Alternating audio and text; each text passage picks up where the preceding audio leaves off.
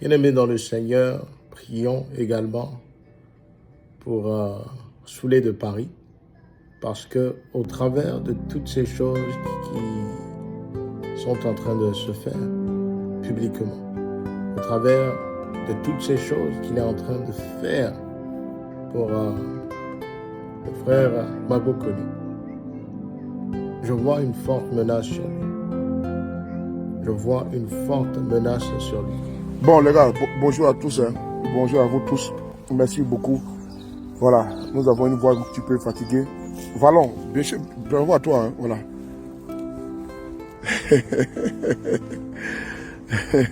Non, on a le cardio les gars, voilà. On a le cardio, voilà. Alors, vous attendez mon intervention suite à l'audience qui s'est déroulée aujourd'hui au tribunal judiciaire de Paris. Effectivement, il y a eu des rebondissements. J'ai pris un peu de temps pour faire cette vidéo parce que mes obligations de répondre à la déclaration d'appel du procureur de Paris avec demande d'effet suspensif de l'ordonnance donc qui a libéré M. Souleymane Kone me poussait de répondre, de prendre des observations pour solliciter nuitamment la levée de cette suspension. Shalom la famille, shalom peuple de Dieu, que la paix de Papa Jésus soit avec vous. Que sa grâce et sa faveur puissent vous localiser en cette journée bénie. Bien-aimés dans le Seigneur, j'ai suivi un peu plus tard hier un nouveau délibéré concernant la situation du frère Gbagbo Kone. Lorsque Dieu décrète quelque chose, personne ne peut aller à l'encontre de cela. Alors l'Éternel est rentré dans ce combat. Je voudrais vous dire, frères et sœurs, que l'Éternel m'envoie. L'Éternel, notre Seigneur Jésus-Christ, m'envoie. Elle me dit, elle me fait dire que cette histoire de Gbagbo Kone, cette histoire de Gbagbo Kone est une nouvelle révolution où nous verrons puissamment la main et la gloire de l'Éternel, où nous verrons puissamment que le Seigneur que nous servons, Jésus-Christ, est vivant et que tout ce qu'il dit vient à accomplissement. Donc je vais ici vous donner une information. Parce que vous savez que Gbagbo Kone a été libéré hier. Le tribunal a demandé. Je suis actuellement là, au centre de rétention. J'étais dans les 94. Et comme je n'étais pas loin, il y a une sœur qui est là, même elle est là actuellement, Marina. Elle se bat depuis le début pour son frère, pour notre frère Gbagbo Kone. Donc c'est là qu'elle m'a appelé, elle m'a dit non que elle sera là aussi également. Et que la nouvelle vient de tomber par rapport à son jugement. Et la nouvelle venant à peine de tomber, Gbagbo Kone sera jugé demain en appel. Demain c'est mercredi 5, à partir de 10 h, à la cour d'appel de Paris. Voilà, c'est Métro Cité, la ligne 4. Donc, c'est cette nouvelle que je voulais vous donner. J'ai questionné l'Éternel suite aux dernières révélations du procureur, de l'avocat également, du frère Gbagbo Kone. Et l'Éternel m'a envoyé dans une vision où j'entrais dans une salle close et je voyais des gens en train de discuter. Je voyais devant un lot de 6 papiers, des tas de papiers. Il y avait des signatures qui étaient requises. Et je voyais un monsieur qui était un peu plus écarté et qui observait tout ce qui se faisait. L'Éternel me dit qu'il a placé un ange dans les choses qui sont en train d'être faites en cachette.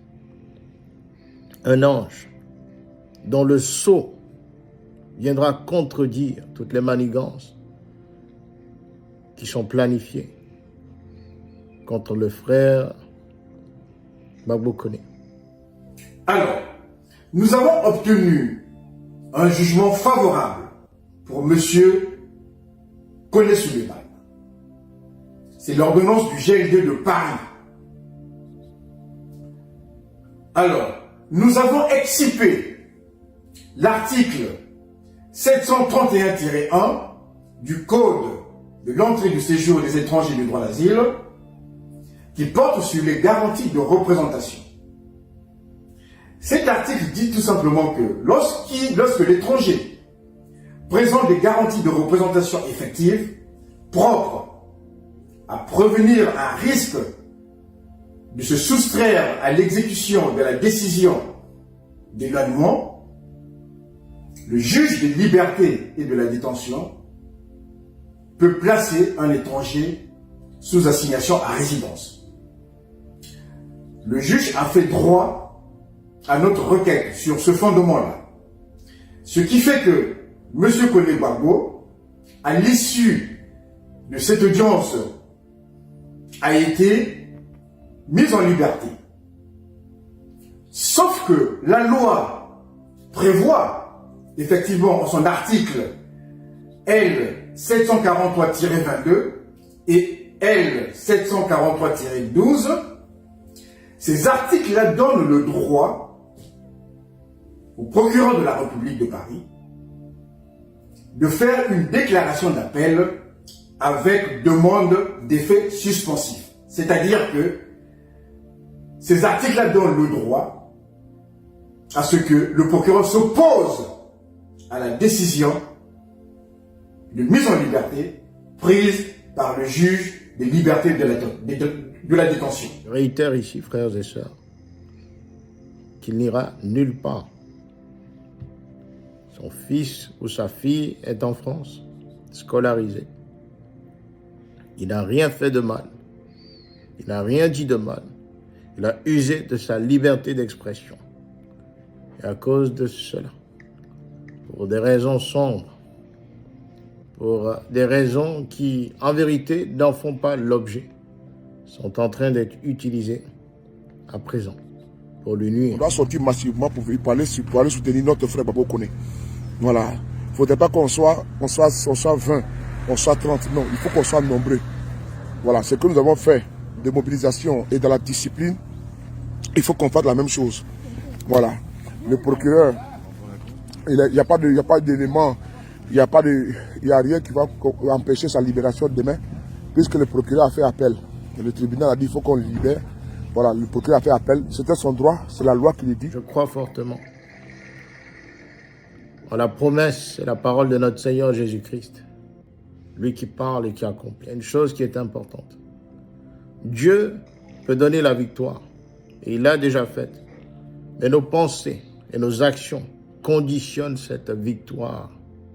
Lorsque parfois nous aimons confesser des choses qui sont négatives à la parole de l'Éternel, le diable, les ténèbres le prennent et viennent le présenter à Dieu, comme quoi sa victoire ne nous intéresse pas. Prions, prions et prions encore. Et laissons la main de Papa Jésus s'occuper de tout le reste.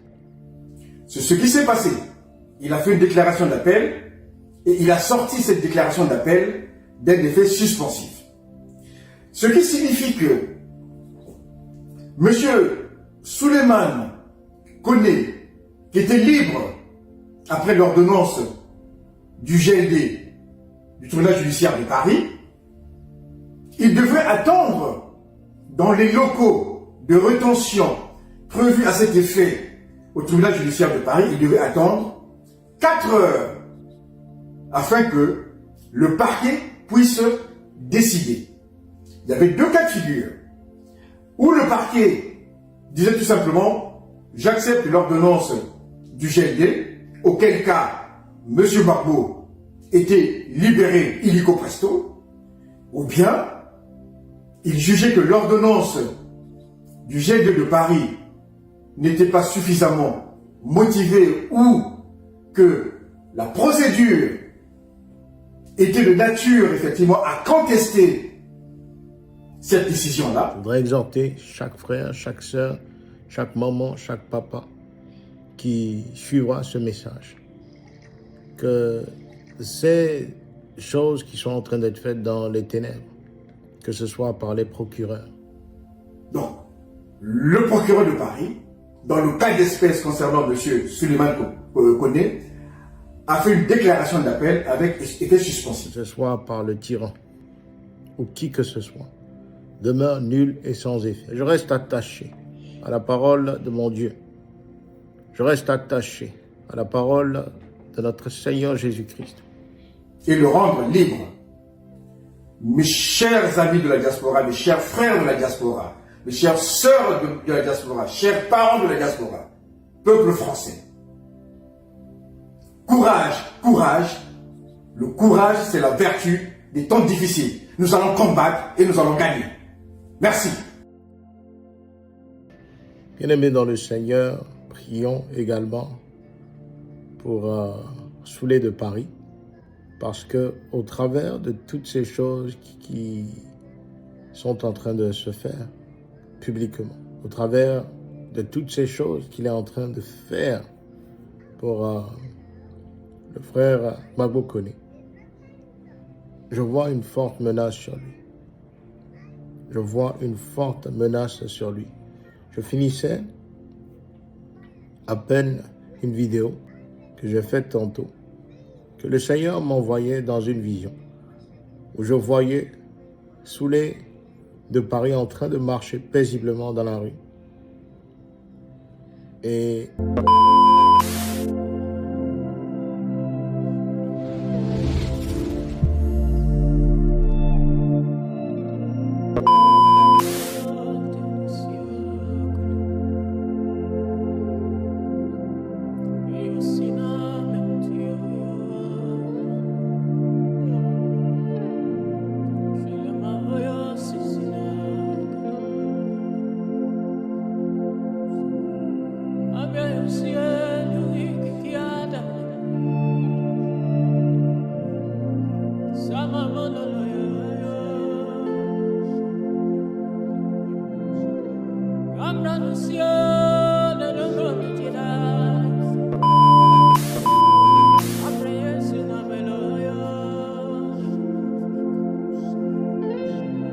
Abramo siane mutigele